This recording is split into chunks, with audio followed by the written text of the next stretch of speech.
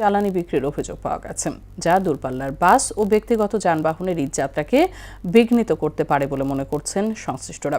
অন্যদিকে পাম্প মালিকরা বলছে তেল সরবরাহে কোনো সংকট হবে না, অতিরিক্ত চাহিদার কারণেই ভিন্ন পরিস্থিতি তৈরি হয়েছে। নাজমুল ইসলামের প্রতিবেদন।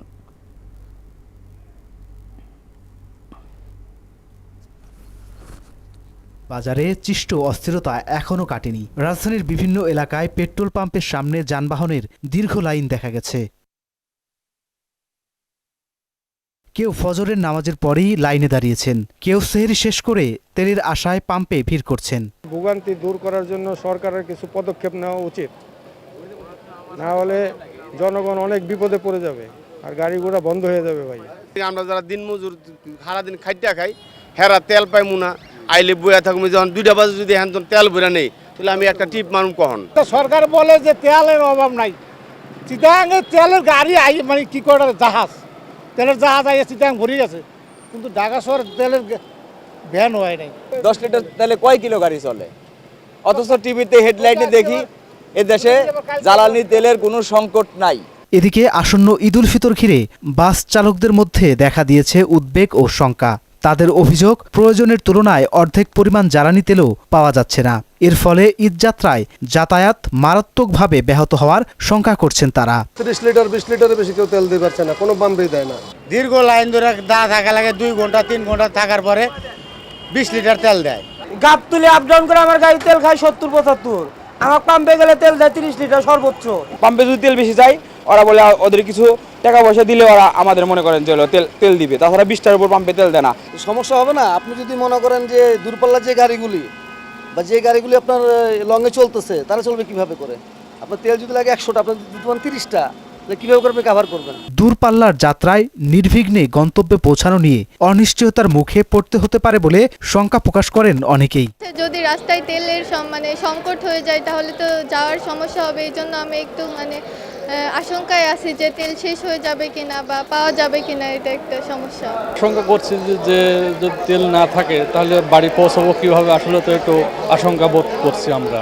পাম্প মালিকদের দাবি, জ্বালানি তেলের পর্যাপ্ত সরবরাহ রয়েছে, তবে হঠাৎ করে চাহিদা বেড়ে যাওয়ায় অনেক স্থানে তৈরি হয়েছে কৃত্রিম সংকট। ঈদের তেলের চাহিদা বাড়বো, সেক্ষেত্রে সরকার যদি আমাদেরকে ওই পরিমাণ দিতে পারে, আমরা ওইভাবে সার্ভ করব। তেলের কোনো ঘাটতি নাই আর কি, তেল সরকারের কাছে যথেষ্ট আছে, আমাদের যা দিচ্ছে আমরা তাই সেল করতেছি। নাজমুল ইসলাম, মোহনা সংবাদ, ঢাকা। এদিকে তেল দিতে না পেরে বন্ধ রাখা হয়েছে গাজীপুরের অধিকাংশ ফিলিং স্টেশন। যে কয়েকটি খোলা আছে সেখানেও ভিড় দেখা যাচ্ছে। এ বিষয়ে আরও জানাতে গাজীপুর থেকে যুক্ত হচ্ছেন সহকর্মী তারিকুল জুয়েল। তারিকুল, গাজীপুরের পাম্পগুলোর চিত্র আমাদেরকে জানাবেন।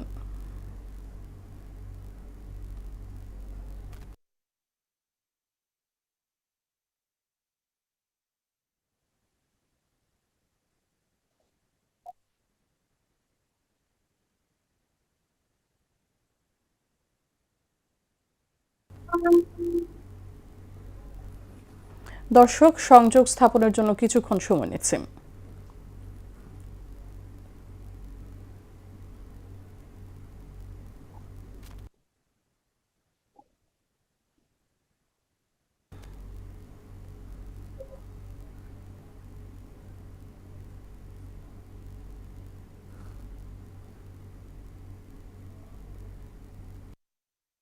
যে দর্শক, গাজীপুর থেকে আমাদের সঙ্গে আছেন তরিকুল, তিনি জানাচ্ছেন গাজীপুরে এই বর্তমানে পেট্রোল পাম্পের অবস্থা। জি তরিক, আমাদেরকে বলেন যে কি ধরনের পরিস্থিতি দেখতে পাচ্ছেন গাজীপুরের পেট্রোল পাম্পগুলোতে।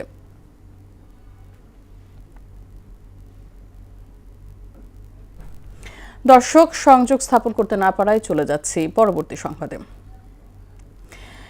ঈদ যাত্রায় লক্কর ঝক্কর গাড়ি রাস্তায় নামতে দেয়া হবে না বলে হুঁশিয়ারি দিয়েছেন ডিএমপি কমিশনার মোহাম্মদ সরওয়ার। দুপুরে রাজধানীর মহাখালী বাস টার্মিনালে আয়োজিত এক অনুষ্ঠানে এমন হুঁশিয়ারি দেন তিনি। আর ঈদযাত্রায় সড়ক পরিস্থিতি পর্যবেক্ষণে কমিটি গঠনের কথা জানিয়েছে পরিবহন মালিক শ্রমিক ঐক্য পরিষদ। এমদাদুল হক খানের রিপোর্ট। ঈদযাত্রা নির্বিঘ্ন ও চাঁদাবাজ মুক্ত করতে বুধবার রাজধানীর মহাখালী বাস টার্মিনালে মতবিনিময় সভার আয়োজন করে বাস মালিক শ্রমিক ঐক্য পরিষদ। এতে যোগ দেন ডিএমপি কমিশনার মোহাম্মদ সরওয়ার। রাজধানীর নিরাপত্তা এবং যানজট কমানোর ক্ষেত্রে ব্যাপক প্রস্তুতির কথা জানান তিনি। যাত্রা নিরাপত্তা এবং ট্রাফিক জ্যাম কমানোর জন্য এর অংশ হিসাবে আমাদের ডিএমপিতে ব্যাপক পরিকল্পনা নেওয়া হয়েছে। এর বাইরেও হাইওয়েগুলোতে হাইওয়ে পুলিশ, জেলা পুলিশ সহ অন্যান্য সরকারি সংস্থা নিয়োজিত থাকবে। যত্রতত্র যাত্রী ওঠানামার বিষয়ে পুলিশ কঠোর অবস্থানে থাকবে জানিয়ে ডিএমপি কমিশনার বলেন, এবার টার্মিনাল সহ বিভিন্ন পয়েন্টে থাকছে মোবাইল কোর্ট। পোশাকি পুলিশ, অস্ত্রধারী পুলিশ ব্যাপক হারে মোতায়েন থাকবে। বাস টার্মিনাল সহ বিভিন্ন ইম্পর্টেন্ট জায়গায় ব্যাপক সংখ্যায় ট্রাফিক পুলিশ মোতায়েন থাকবে। লক্কর ঝক্কর বাসের বিরুদ্ধে অভিযান পরিচালনার ঘোষণা দেন তিনি। অনেক সময় লক্কর ঝক্কর বাস আপনাদের অজান্তে অবৈধ সুবিধা নেওয়ার জন্য রাস্তা নামে। এই বাসটা যদি হাইওয়েতে কোথাও নষ্ট হয় তাহলে ব্যাপক যানজট লেগে যায়।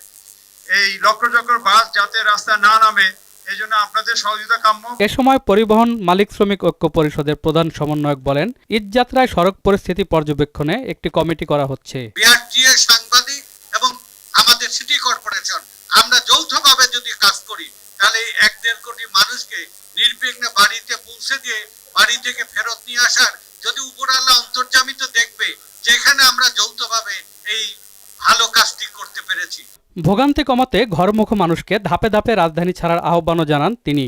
ঈদ ম্যানেজমেন্ট কমিটির পক্ষ থেকে ছুটিগুলো যেন রেশনাল করে, এমন একটা ভাবে করে যাতে করে মানুষগুলো তার মতো পরিকল্পনা করে যেতে পারে। এমদাদুল হক খান, মোহনা সংবাদ, ঢাকা। দেশ জুড়ে বড় মৌসুমে জ্বালানি সংকটে দিশেহারা কৃষক। মাঠ পর্যায়ে ডিজেলের বাড়তি দাম ও পর্যাপ্ত না থাকায় ব্যাহত হচ্ছে সেচ কার্যক্রম। যেহেতু বোরো ধান পুরোপুরিভাবে সার ও সেচ নির্ভর, তাই ফলন ব্যাহত হওয়ার শঙ্কায় চাষিরা। দেশ জুড়ে চাল সরবরাহের প্রধান ভরসাই বোরো ধান। সারা বছরের চালের সিংহভাগে আসে বোরো থেকে। এমন পরিস্থিতিতে চাষাবাদ অব্যাহত রাখতে সেচ ও চাষে পর্যাপ্ত ভর্তুকি দেওয়ার পরামর্শ কৃষিবিদদের। নাদিম মুস্তফার ক্যামেরায় উষা ফেরদৌসের রিপোর্ট। ডিজেল চালিত শ্যালো মেশিনের পানির এই অবিরত নহরই বলে দিচ্ছে এখন বোরো মৌসুম। দেশের প্রায় 50 লাখ হেক্টর জমিতে বোরোর আবাদ হয়।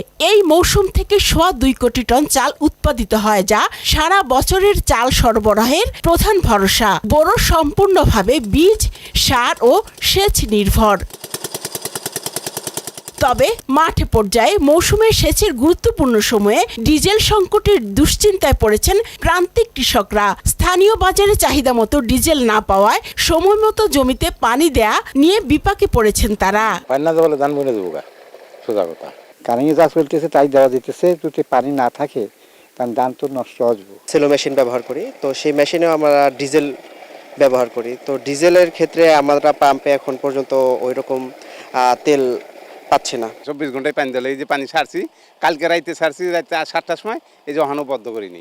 ডিজেলের দাম বাড়ায় সেচ খরচ বেড়েছে বিঘা প্রতি প্রায় 2000 টাকা। আবার বাড়তি দামেও মিলছে না অনেক সময়।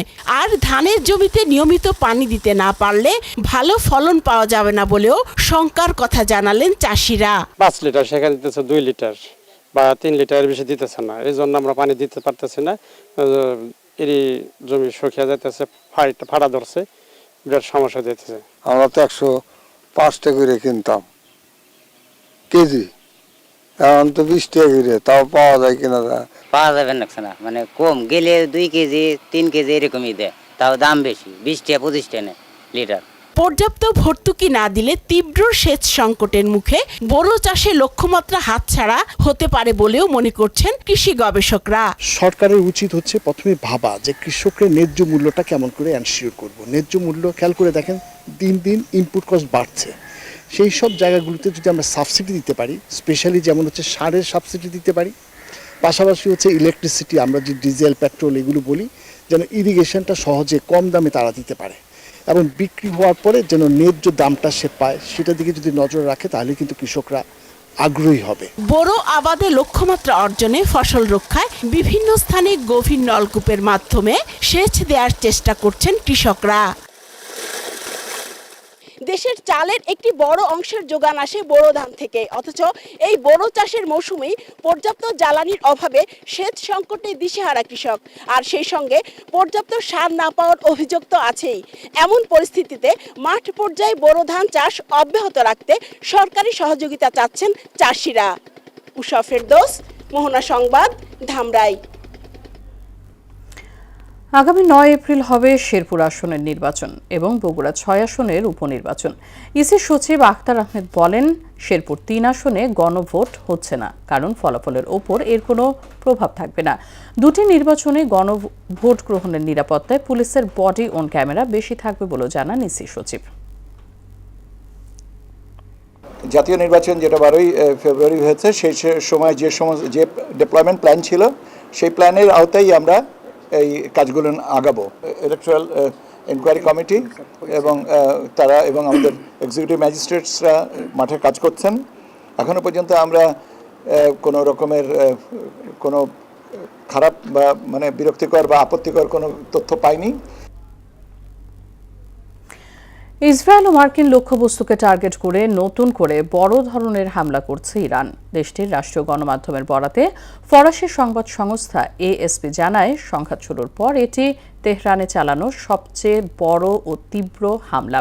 এদিকে সংযুক্ত আরব আমিরাতের উপকূলে একটি বাণিজ্যিক জাহাজে আঘাত এনেছে অজ্ঞাত প্রজেক্টাইল। এছাড়াও নিজেদের দেশে ধেয়ে আসা ড্রোন ধ্বংস ও ভূপাতিত করার দাবি করেছে সৌদি আরব এবং কুয়েত। সব মিলিয়ে উপসাগরীয় অঞ্চলে উত্তেজনা ক্রমেই বাড়ছে, যা বৈশ্বিক রাজনীতি এবং অর্থনীতির জন্য বড় চ্যালেঞ্জ। বিস্তারিত প্রিয়াঙ্কা নিতুর প্রতিবেদনে।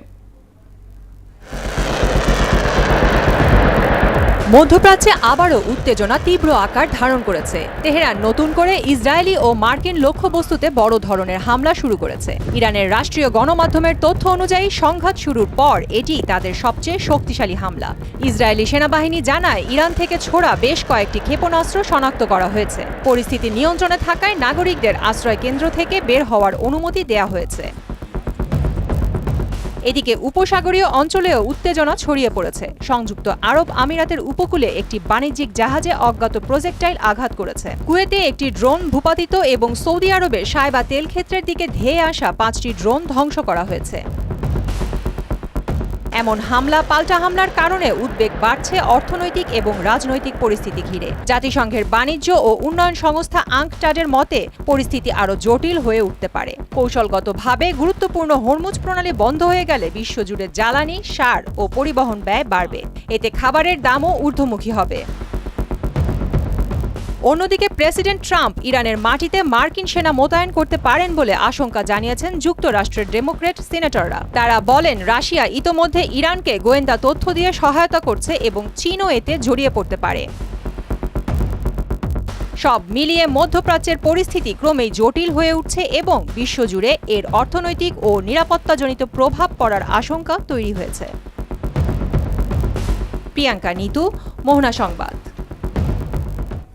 শুধু সাম্প্রতিক অভিযোগের বিষয় নয়, আন্তর্জাতিক অপরাধ ট্রাইব্যুনালের প্রসিকিউশন টিমে অন্য কোনো অনিয়মের ঘটনা রয়েছে কিনা তা খতিয়ে দেখতে ফ্যাক্টস ফাইন্ডিং কমিটি গঠন করা হয়েছে বলে জানিয়েছেন চিফ প্রসিকিউটর মোহাম্মদ আমিনুল ইসলাম। কারোর বিরুদ্ধে অনৈতিক কাজের প্রমাণ পাওয়া গেলে তার বিরুদ্ধে ব্যবস্থা নেওয়া হবে বলেও জানান তিনি। এদিকে মানবতা বিরোধী অপরাধ মামলায় মেনন কামরুলের বিরুদ্ধে অভিযোগ গঠনের আদেশ 30 মার্চ নির্ধারণ করেছেন ট্রাইব্যুনাল। মুদাসির আলীর প্রতিবেদন। 24-এর গণ অভ্যুত্থানে মানবতা বিরোধী অপরাধ মামলায় গ্রেপ্তার আওয়ামী লীগ নেতা এবিএম ফজলে করিম চৌধুরীকে জামিন পাইয়ে দিতে আন্তর্জাতিক অপরাধ ট্রাইব্যুনালের এক সাবেক প্রসিকিউটরের কোটি টাকা চাওয়ার বিষয়টি নিয়ে বেশ সরগরম দেশের আইনাঙ্গন। এ নিয়ে যেন তোপের মুখে পড়েছে প্রসিকিউশন টিম। তবে অপরাধ খতিয়ে দেখতে শেষমেশ গঠন করা হয়েছে 5 সদস্যের ফ্যাক্টস ফাইন্ডিং কমিটি। বুধবার বিষয়টি নিশ্চিত করে এর লক্ষ্য ও উদ্দেশ্য নিয়ে কথা বলেন চিফ প্রসিকিউটর মোহাম্মদ আমিনুল ইসলাম। শুধু সাম্প্রতিক বিষয় নয়, আরও কোনো অসঙ্গতি আছে কিনা প্রসিকিউশনে সেটিও খতিয়ে দেখবে এই কমিটি। এই ট্রাইব্যুনালে আরও যদি কোনো অভিযোগ থেকে থাকে, এই সমস্ত কিছু বিষয়ে আমরা একটা বিস্তারিত তথ্য উদ্ঘাটন করবার জন্য আমরা 5 সদস্য বিশিষ্ট একটা ফ্যাক্টস ফাইন্ডিং কমিটি করেছি। অনৈতিক কাজে কারোর সম্পৃক্ততার প্রমাণ পাওয়া গেলে যথাযথ আইনানুগ ব্যবস্থা নেওয়া হবে বলেও জানান তিনি। প্রসিকিউশন টিমের কোনো সদস্য বা সংশ্লিষ্ট কোনো ব্যক্তিবর্গ যদি কোনো অনৈতিক কর্মকাণ্ডের সাথে জড়িত থাকেন, তাহলে তাদের বিরুদ্ধে, সংশ্লিষ্টদের বিরুদ্ধে আমরা যথাযথ আইনগত ব্যবস্থা নেব। অন্যদিকে আন্তর্জাতিক অপরাধ ট্রাইব্যুনাল 24-এর গণ অভ্যুত্থানে ওয়ার্কার্স পার্টির নেতা রাশেদ খান মেনন এবং আওয়ামী লীগ নেতা কামরুল ইসলামের বিরুদ্ধে মানবতা বিরোধী অপরাধ মামলার অভিযোগ গঠনের বিষয়ে আসামি পক্ষের শুনানি হয়। শুনানি করেন করেন আইনজীবী মনসুরুল হক চৌধুরী। প্রসিকিউশনের তোলা 3 অভিযোগে কোনো যথোপযুক্ত প্রমাণ নেই দাবি করে আসামিদের মামলা থেকে অব্যাহতি চাওয়া হয়। প্রসিকিউশন ঘটনার একটি দিক দেখিয়েছেন, একটি দিক তাও মন গড়া চিত্র তারা তুলে ধরেছেন। এর প্রেক্ষিতে আমরা এই 2 জন আসামিকে এই মামলা থেকে অব্যাহতির জন্য আবেদন করেছি। 14 দলের সভায় কারফিউয়ের বিষয়ে মেনন কামরুল তাগিদ দিলেও আন্দোলনকারীদের দেখা মাত্রই গুলি, এরকম কোনো বিষয়ে সিদ্ধান্ত হয়নি বলে দাবি আসামি পক্ষের আইনজীবীর। গণভবনে তৎকালীন মাননীয় প্রধানমন্ত্রীর সাথে একটি বৈঠকে মিলিত হয়েছিলেন,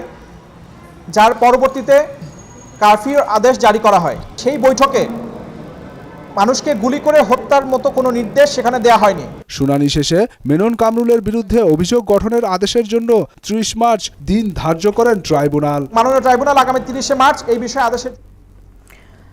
রমজানের শেষ ভাগে রাজধানী সহ সারা দেশে জমজমাট ঈদ কেনাকাটা। ফুটপাত থেকে বড় বড় বিপণী বিতান সবখানেই উপচে পড়া ভিড়। ঈদ কেনাকাটার খবর জানাতে যমুনা ফিউচার পার্ক থেকে যুক্ত হচ্ছেন সহকর্মী তরিকুল ইসলাম। তরিকুল, শেষ মুহূর্তে মার্কেটগুলোতে ভিড় কেমন দেখছেন?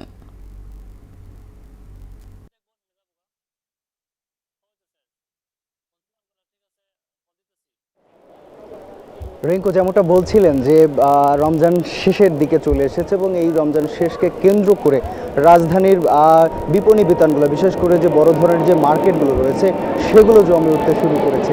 আমি বিকেল থেকে অবস্থান করছি ঢাকার সবচাইতে বড় শপিং মল, যেটি যমুনা ফিউচার পার্ক। এখানে হচ্ছে উচ্চ শ্রেণীর মানুষদের আনাগোনা দেখা যায় এবং এই মার্কেটটি ঘুরে আমরা প্রতিটি ফ্লোর দেখেছি যে একবারে কোনায় কোনায় ক্রেতাদের পরিপূর্ণ। আমরা বিক্রেতাদের সাথে কথা বলেছি, তারা আমাদেরকে জানিয়েছেন যে তারা তাদের আশানুরূপ বিক্রি করতে পারছেন। ক্রেতাদের কাছে আমরা প্রশ্ন করেছিলাম তাদের পছন্দ অনুযায়ী তারা কেনাকাটা করতে পারছেন কিনা। তারা বলছেন যে দেশি বিদেশি পণ্য কিনে তারা সন্তুষ্ট প্রকাশ করেছেন এবং তাদের সাধ্যের মধ্যে যে এবং তাদের পছন্দ অনুযায়ী তারা এখানে পোশাক পাচ্ছেন। আমরা এই যমুনা ফিউচার পার্কের প্রত্যেকটি ফ্লোর ঘুরে দেখেছি। এখানে 2 নম্বর ফ্লোরে যে পোশাক বিক্রি করছেন এবং 3য় ফ্লোরে জুতা এবং প্রসাধনী এবং 4র্থ ফ্লোরে রয়েছেন স্বর্ণ এবং অলংকার জাতীয় পণ্য। এবং প্রত্যেকটি ফ্লোর ঘুরে আমরা যেটা দেখেছি যে ক্রেতাদের উপচে পড়া ভিড়। তারা তাদের পরিবারের সদস্যদের নিয়ে, আত্মীয়দের জন্য এবং অন্যান্য যাদেরকে তারা উপহার সামগ্রী দিবেন এই ঈদকে কেন্দ্র করে তাদের জন্য কিনছেন পছন্দ অনুযায়ী। আপনি জানেন যে এই ঈদুল ফিতর, যেটি মুসলমানদের সবচাইতে বড় ধর্মীয় উৎসব, সেই উৎসবটি বছরে একবারই আসে এবং এটিকে কেন্দ্র করে পুরো বাংলাদেশ তথা পুরো বিশ্ব এই উদযাপনটি করে থাকেন এবং বাংলাদেশি তা আর বাইরে নয়। এবং বাংলাদেশের এই মুসলিম সম্প্রদায়ের যে বাংলাদেশ, সেটির মানুষও এইটিকে খুব চমৎকারভাবে বরণ করে নেয় এবং তার পরিপ্রেক্ষিতে বাংলাদেশের যে উচ্চ শ্রেণীর মানুষ রয়েছে তাদের আনাগোনা দেখা যায় এই যমুনা ফিউচার পার্কে। আমরা আপনাদের মাধ্যমে, অর্থাৎ এই মোহনা টেলিভিশনের মাধ্যমে এর আগে আমরা ঢাকার বিভিন্ন ফুটপাতের গুলো ঘুরে দেখেছি। তাই সেখানে আমরা দেখতে পেয়েছিলাম যেটা যে মানুষ সাধ্যের মধ্যে কিনছেন তাদের পরিবারের জন্য। সেখানে 3 পিস কিনতে পাচ্ছেন 500 থেকে 800 টাকার মধ্যে, শার্ট কিনছেন 200 থেকে 250 টাকার মধ্যে। কিন্তু সেই চিত্রটি এই যে সবচেয়ে বড় শপিং মল, সেখানে ভিন্ন চিত্র দেখা যাচ্ছে। এখানে সর্বনিম্ন একটি 3 পিস বিক্রি হচ্ছে 3,500 থেকে 4,000 টাকা কিংবা এর ঊর্ধ্ব। এছাড়াও এখানে সাধারণ ক্রেতা যারা রয়েছেন, অর্থাৎ সাধারণ খেটে খাওয়া মানুষ যারা রয়েছে, তাদের জন্য এই বিপণী বিতানটি নয়, এই শপিং মলটি নয়।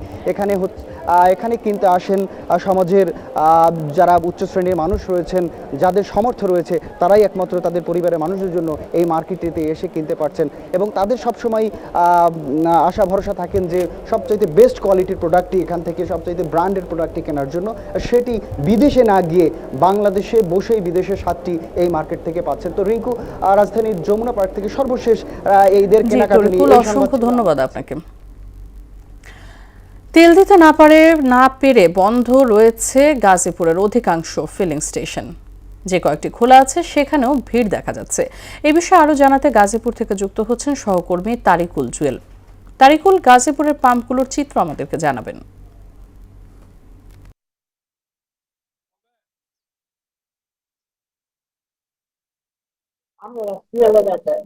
জি রিঙ্কু, আপনি যেমনটি বলছিলেন, ইরান এবং ইসরায়েল যুদ্ধের পর থেকে কিন্তু মধ্যপ্রাচ্য সহ বাংলাদেশের প্রতিটা ফিলিং স্টেশনে কিন্তু প্রচন্ড জ্বালানি সংকট দেখা দিয়েছে, যার কারণে কিন্তু বাংলাদেশের বিভিন্ন ফিলিং স্টেশনে গাড়ির কিন্তু দীর্ঘ লাইন আমরা দেখতে পাচ্ছি।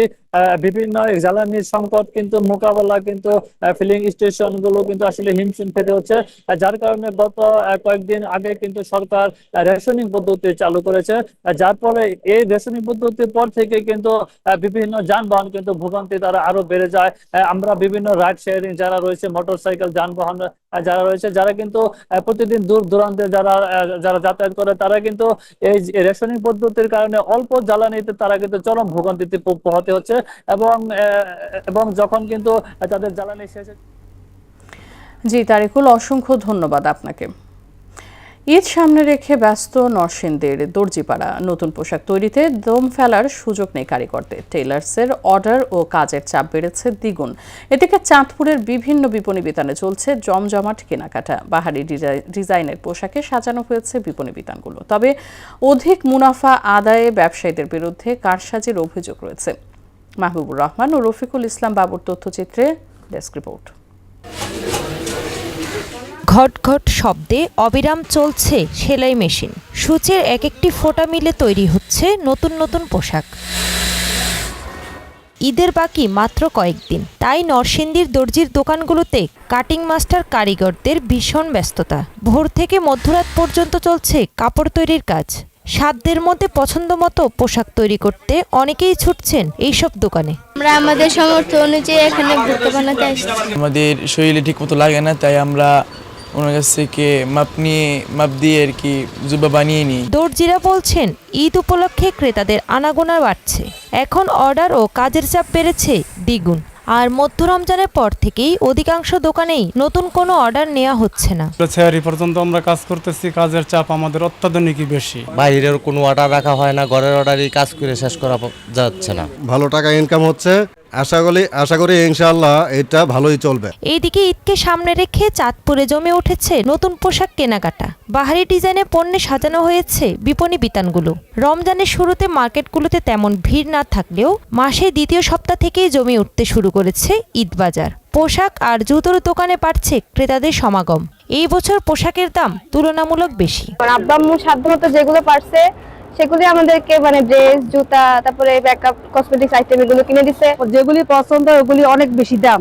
বাজারে নিত্য প্রয়োজনীয় পণ্য ও ঈদ সামগ্রীর দাম স্বাভাবিক রাখতে নিয়মিত অভিযান পরিচালনা করা হচ্ছে বলে জানালেন ভোক্তা সংরক্ষণ অধিদপ্তরের এই কর্মকর্তা। বিদেশি পণ্যে আমদানি করা ছিল না এবং পাশাপাশি মেয়াদোত্তীর্ণ পণ্য পেয়েছি। বিভিন্ন ধারায় বিভিন্ন অপরাধে কয়েকটা প্রতিষ্ঠানকে আমরা জরিমানার আওতায় এনেছি, আর আমাদের অভিযান চলমান থাকবে। শেষ সময়ে আরো জমে উঠবে ঈদ কেনাকাটা, এমনটাই প্রত্যাশা ব্যবসায়ীদের।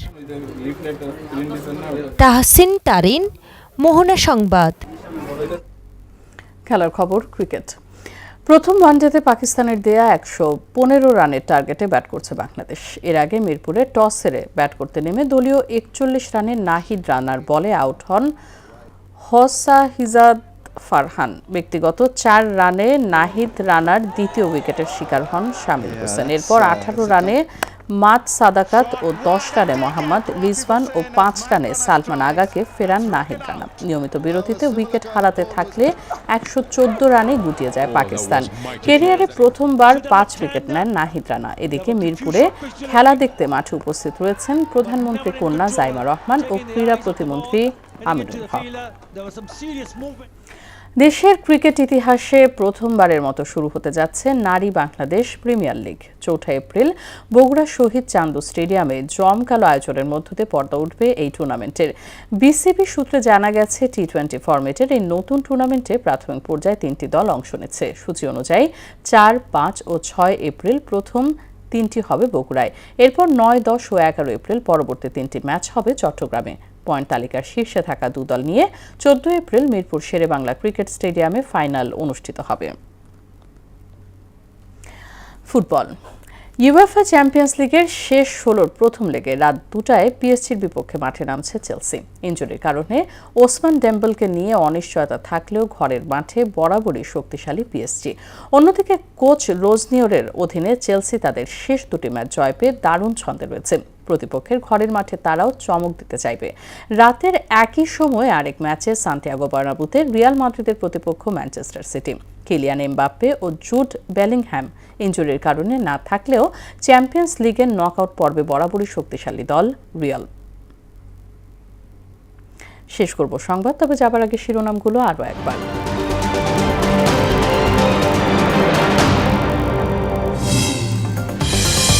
কাল বসছে সংসদের প্রথম অধিবেশন। নির্বাচিত স্পিকার ডেপুটি স্পিকারকে শপথ পড়াবেন রাষ্ট্রপতি। নেওয়া হবে বেশ কিছু যুগান্তকারী সিদ্ধান্ত। ডেপুটি স্পিকার নিয়ে সরকারের প্রস্তাব আপাতত নাকচ জামায়াতের। বর্তমান রাষ্ট্রপতির সংসদে ভাষণের অধিকার নেই বললেন বিরোধী দলীয় উপনেতা। ফিলিং স্টেশনে এখনও জ্বালানি তেলের সংকট। ঈদ যাত্রায় প্রভাবের আশঙ্কা। রাস্তায় লক্কর ঝক্কর গাড়ির বিরুদ্ধে ডিএমপির সতর্কতা। এবং ইসরায়েল ও মার্কিন লক্ষ্যবস্তুতে ইরানের শক্তিশালী অভিযান। আরব আমিরাত উপকূলে জাহাজে হামলা। বৈশ্বিক অর্থনীতিতে বিপর্যয়ের শঙ্কা।